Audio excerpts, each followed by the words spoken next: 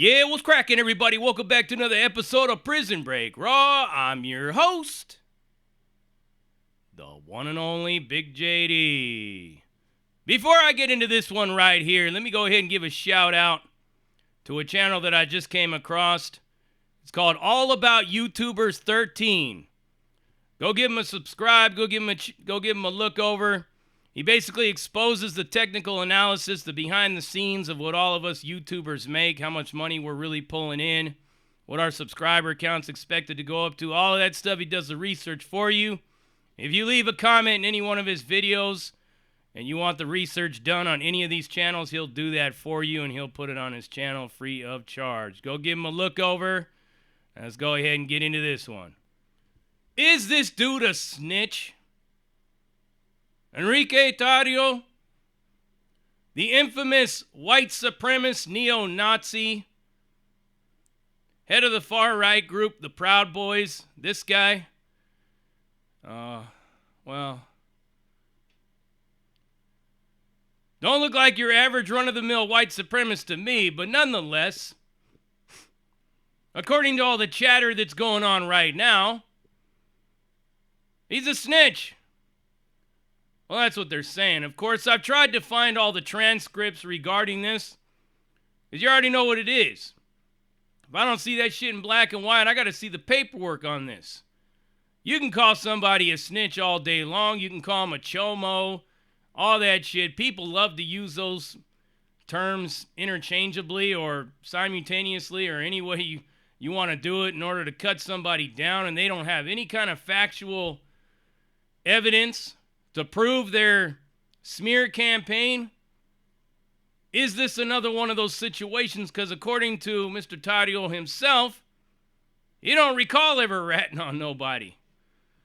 But if you read all the newspapers, and most of them are left-leaning newspapers, of course, yeah, he got caught up in a fraud case.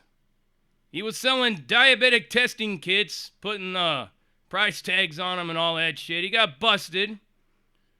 And when they rushed up on him, he did the good old singing like Mary J. Blige, singing like Beyonce type shit. I'll tell you anything you want. This is guy JD. He's growing weed. And this guy over here, he's trafficking prostitutes. And this guy over here, he's doing this, he's doing that. And that's how they said it basically went down. 13 people were indicted under his testimony, according to what all these sources are saying. But you got to ask yourself, why? Why is this information coming out? And does it really change anybody in that group? You can't call it an organization because it's just a bunch of group of factions under the name Proud Boys. You think his homies are smashing him right now? Ostracizing him, exiling him out of the group, kicking his ass out, whatever? Well, the one thing people seem to forget regarding the Proud Boys is it's a far-right group that is very pro-police, has a lot of police endorsements, just like that chief that's up there in, what is it, Milwaukee. He's endorsed him. He's a part of him, Roger Stone, many other people. They're pro-law enforcement. They walk around with the flags with the blue line in it and all that good stuff. So do you think the Proud Boys really care that he testified or he provided information or he cooperated, became a confidential informant and all that shit for the government in taking people down? And what kind of sex trafficking ring did he bring down? Was it a child sex trafficking ring? Was it just a sex trafficking ring in general? Because of the kind of people that they're saying that he brought down. People that are growing weed, prostitution, shit like that. It would seem that it totally goes against his libertarian ideals that he says he has, and ideas, his principles. To become a snitch, to work for the government like that, to do the government's work. But it just goes to show you never know, right? I mean, a lot of people are putting out a lot of smut out there on Trump. I've been getting a lot of stuff recently regarding Trump's actions when he was deep in the celebrity elite power structure himself, whatever kind of falling out they had. But there is some information out there to suggest that Trump's got some weird sex charges, which kind of made it ironic that Q would choose him as their poster child. But this ain't about Donald Trump. We're talking about Mr. Tarrio and his possible snitching and his ties to cooperating with law enforcement in order to bring other people down. So if you know the news lately, he got busted with a couple of high-capacity clips that he said that he was taking out there to Washington, D.C. And my thing is this, is if you're a felon and you have high-capacity magazines, how do you even get out of prison for that? I mean, isn't that a federal crime? How do you get bail? I mean, in most cases, you don't even get bail in the feds. Like, you're not guaranteed bail. If the judge says you ain't got no bail, you ain't getting out. But he got out nonetheless. So did he provide any more information? But again, like I said, I haven't seen any transcripts. And he's denying it. But his own lawyer is pulling a Michael Cohen on his ass and just basically exposing him. So who knows? I'm pretty sure more will be revealed. We'll hear more down the road.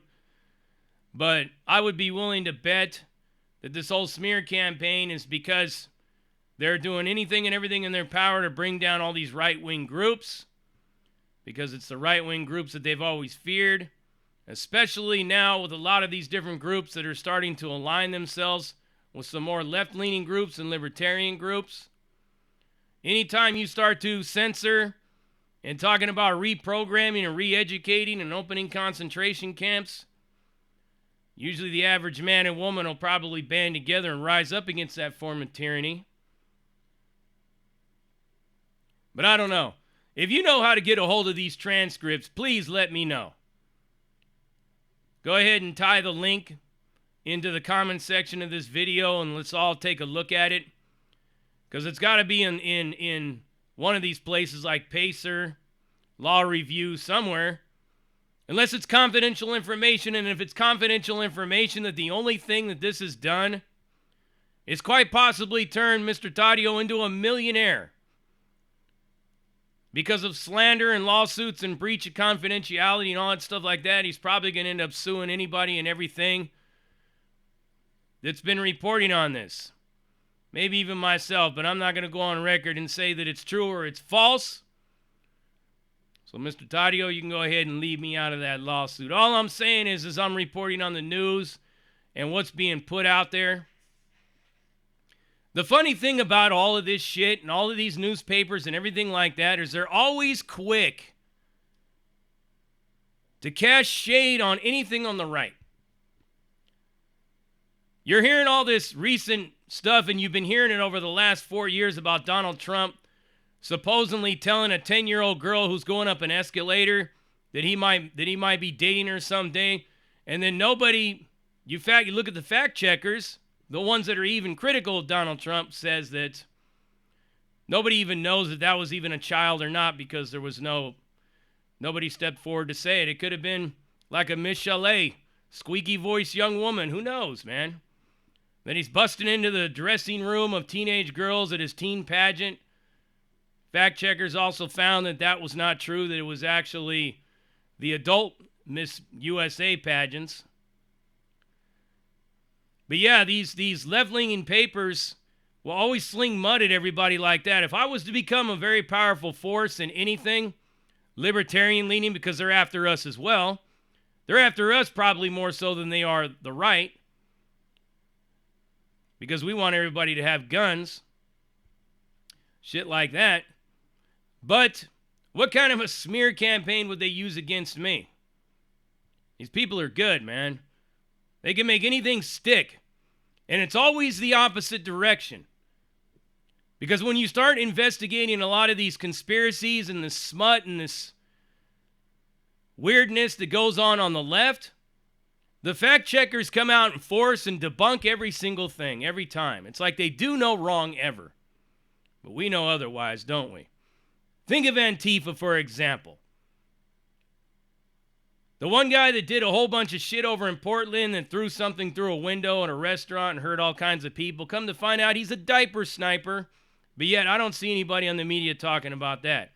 Several people in Antifa are seat sniffers and diaper snipers and weirdos rapists and whatnot. Even some racists. I've seen some videos of so-called Antifa calling black people the N-word and whatnot. But I don't ever see them getting exposed for any of this. But anyhow, this is what it is. So Mr. Tarrio, who knows? Who knows what's going on with him? Who knows if he's really a snitch or not? Who knows if... Just who the fuck knows, right? But this is the latest buzz. This is the smut. This is everything that's going on. And, yeah. It's just like that, man. Crazy as it sounds, crazy as it is. Just gets weirder and weirder by the minute, and what you think is standing next to you might be a solid dude. For any of you that are members of the Proud Boys that may watch this show, does this change your thinking of him? Would you be able to trust him ever again? Me personally, I would have to, like I said, see the paperwork. Not only that, but I would probably be a little leery of him after that because it's just too much. There's actually people in the government, FBI, law enforcement that's actually coming on the record saying, yeah, this fool helped us out, man. Straight fucking hooked us up, did our job for us. Who knows? Like I said, you already know what it is. And you heard it right here. Rhythm Break Raw, uncut, uncensored, no holds barred, non-sugarcoat, not politically correct, all up in your face, slapping you with that dick of reality. And I'm out.